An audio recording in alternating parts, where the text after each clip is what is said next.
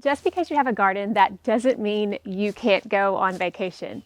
Every single year since I have been gardening, I have taken some kind of trip, up to 10 days in some cases, but there are some things that I have to do to prepare. Tomorrow, as I am recording this, I'm going away for a week, and I'm sharing with you exactly the steps that I have taken to prepare to be away from this beautiful garden for a whole week. The first thing I'm going to do is get help. Now, that doesn't mean someone's going to come in and be me and do all the things that I would normally do if I were here. What it does mean is that that person will be able to take care of things that really can't wait a whole week. This time in particular, since I'm going away with my daughter, my husband and my son will be at home, but my son is going to be the one that takes care of most of the needed tasks that have to be done in the garden. But whether that's him or whether we all go away and I ask family or friends to come over, I've done all of the above. The goal is to give them the most minimal amount of work necessary. You just want them to do the primary tasks that can't wait for a week. At this particular time, I am leaving right as the spring crops are finished or are finishing up, but almost all of my summer crops are already in the ground. That way, I don't have to worry about a whole lot of transplants or babying seedlings, although there are a few that are still left. The next thing I want to do is to check the long-range weather forecast. Now, if we haven't had our last frost yet, this may mean having someone to open up the greenhouse during the day and close it at night, maybe turn on the space heater in the greenhouse if I have some crops in there. When I left in April, it meant having floating row covers on my crops, but then I instructed my son to take them off whenever it was time. But this time of year, after our frost has passed, the biggest issue with checking the weather is irrigation. So I want to make sure that we're not going to be getting a whole lot of rain and then keep the irrigation system on a timer, because then I would be overwatering my plants. So I want to get an idea about how much rain we're expected to have and whether I want to keep the irrigation on a timer like I have here on my raised beds. My Garden in Minutes system is irrigating them.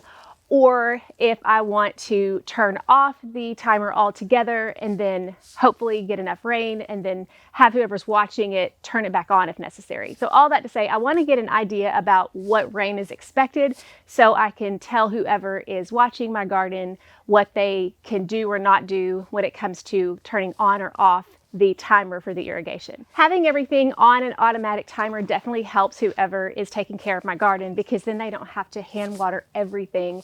All they have to do is just to make sure that the timers are set and that the lines haven't busted or things like that, which has happened in the past. But it makes it so much easier when they don't have to worry about a lot of hand watering. The next thing I want to do is check on any crops that I have growing vertically and do whatever I can to set that support up so it will be able to make it while I'm gone.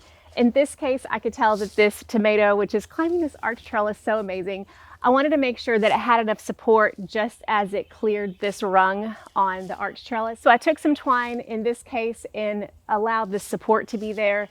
By the time I get back, I imagine it will probably be pretty close up here, so I'll be tying it up. And I also had another stem here that was kind of lagging a little bit, so I tied it up to this as well.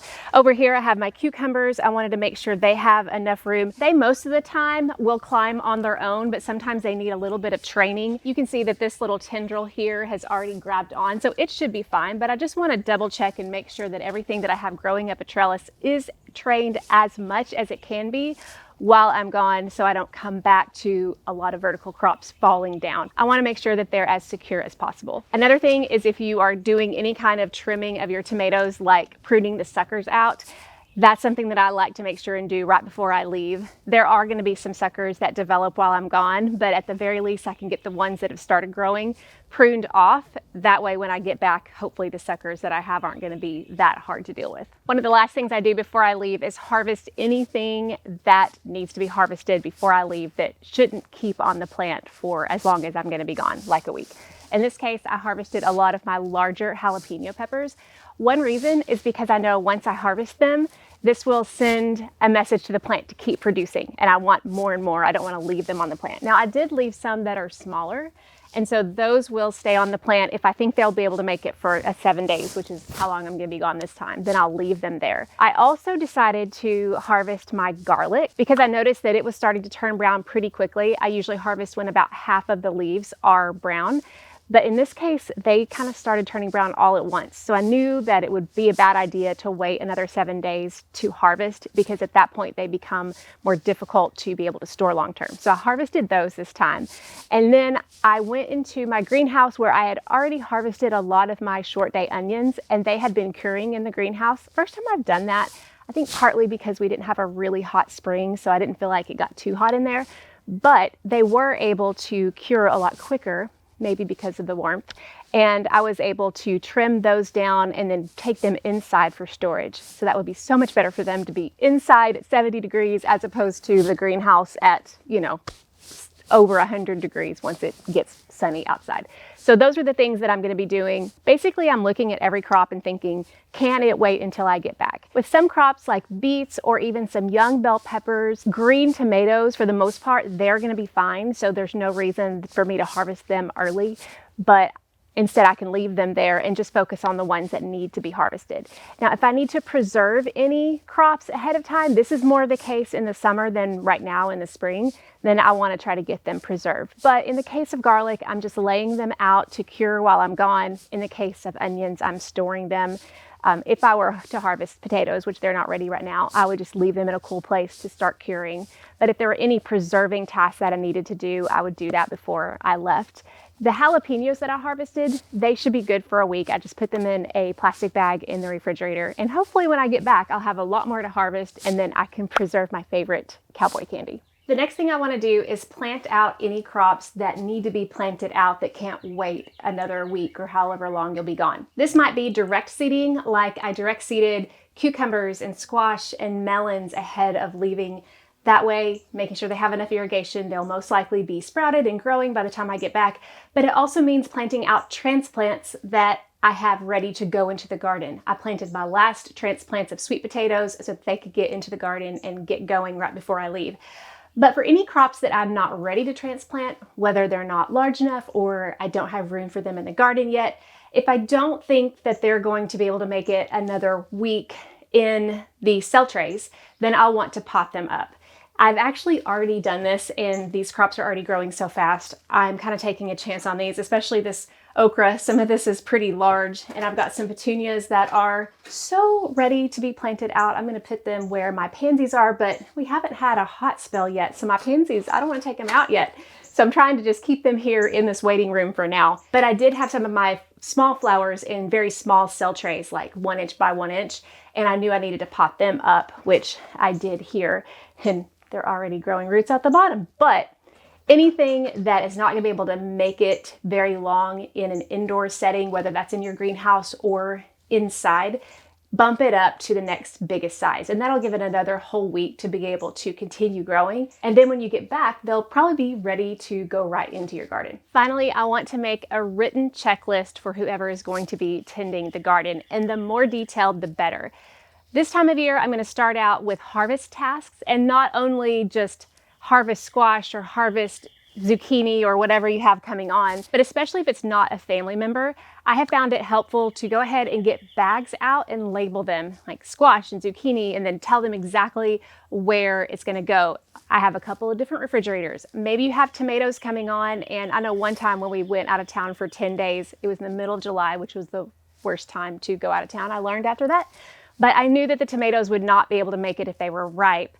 So I had instructions for them to put those in the freezer so they could be frozen whole just like that, and then I could preserve them when I got home. But all that to say, if you have them harvesting, make sure they know where the harvest needs to go. And if they're not that familiar with a garden, or if they're not sure exactly at what stage something should be harvested, then you can give them instructions on that. For example, with cucumbers, as I'm getting ready to leave, my cucumbers are not coming on quite yet, but they are close. I've got some baby cucumbers on the vine, so I imagine they'll be ready to harvest before I come back. In that case, I'm letting my son know, harvest them when they're about 5 inches wide. Somebody that's not familiar with gardening is going to need some detailed instructions like that. But also in those instructions, make sure that they know that you appreciate whatever they do for you and not to stress out, especially if you've worked so hard on your garden and you bring someone in to tend to it and they're not super sure about how they're doing it. They may feel a little insecure and they don't want to do anything to mess things up. You want to reassure them that anything that they do is helpful and make sure that they know how grateful you are that they're taking the time to do this. And it's not going to be perfect. So it's important also for us to temper our own expectations. Nobody coming in to tend our garden is going to tend it quite like we do. And so we need to understand that when we do leave, we are going to have somewhat of a setback just because we're not here to be doing the daily work.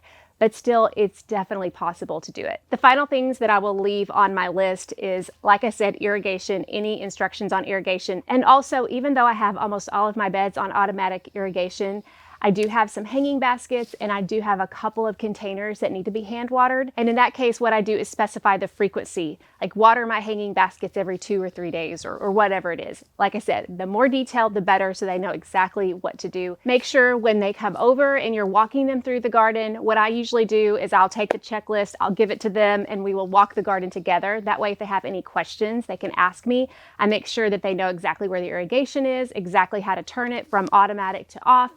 I make sure they know exactly how to manually access the water hose and where the watering cans are to fill those up to be able to water, especially if you have seedlings like I have in my greenhouse. I want to make sure that they have access to be able to water those and then let them know about how frequently to water them. I have found that having someone come over in advance and then have that to-do list handy, walking them through the garden makes it so much easier for them to know exactly what to do. Now, I mentioned tempering your expectations of what to expect someone who is going to be helping with your garden, but I also want to encourage you to know what to expect when you return. You would be amazed at the growth that happens in just a week.